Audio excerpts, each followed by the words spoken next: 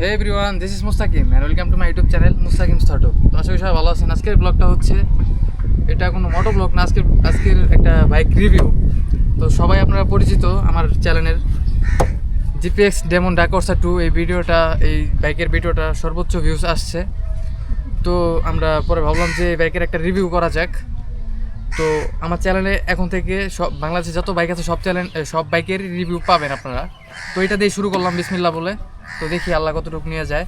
তো প্রথম অবস্থায় ভুল ত্রুটি হতেই পারে, এই অবস্থায় আপনারা একটু ক্ষমা দৃষ্টিতে দেখবেন। যদি কোনো কিছু মিসিং হয় ওগুলা কমেন্টে জানাবেন, ওগুলো আমি আপনাদেরকে সুন্দরভাবে ওইখানে কমেন্টে রিপ্লাই দিয়ে দিব।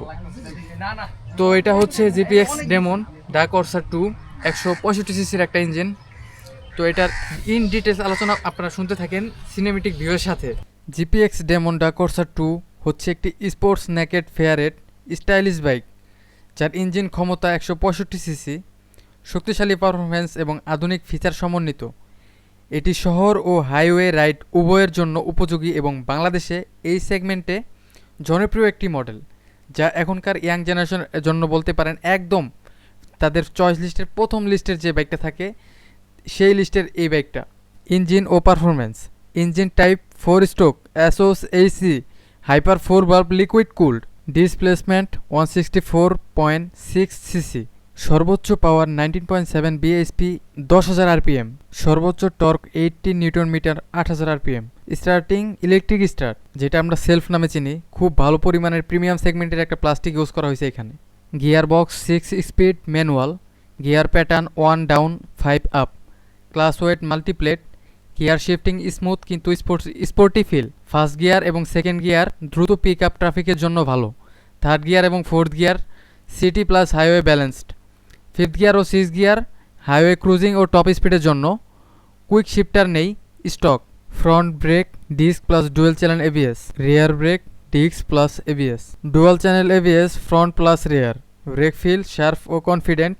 হাই স্পিডে স্টেবল, স্কিড হওয়ার ঝুঁকি কম। সিটি রাইডে সফট প্রেসে কাজ করে। ব্রেকিং সিস্টেম শক্তিশালী ও সেফটি ফোকাসড, স্পোর্টি রাইডের জন্য খুবই ভালো। Front suspension up side down fork খুব ভালো খেলে। Rear suspension 7 step adjustable monoshock. Front tyre tubeless 100/80, rear tyre tubeless 140/70।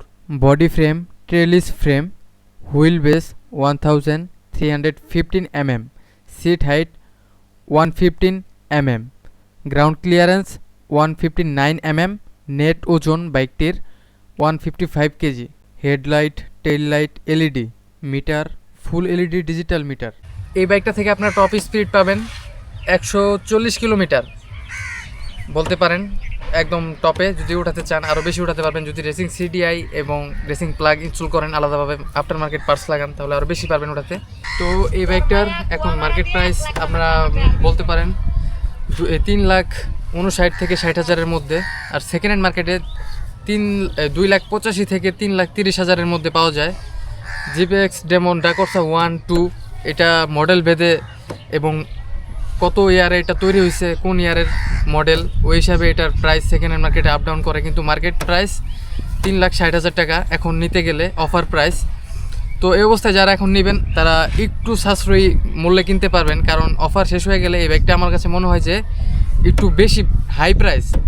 তো যারা কিনতে চান অফারটা কাজে লাগাতে পারেন। এই অবস্থায় যদি কিনেন অনেক ভালো একটা ডিসকাউন্ট পাবেন। যেমন আমি আমার Suzuki Gixxer FI double disc কেনার সময় ঈদ অফার 7,000 টাকা ডিসকাউন্ট পাই। তো এই ব্যাগটা থেকে আপনার মাইলেজ পাবেন সিটি এবং হাইওয়ে মিলিয়ে 35 থেকে 36 এরকম আনুমানিক।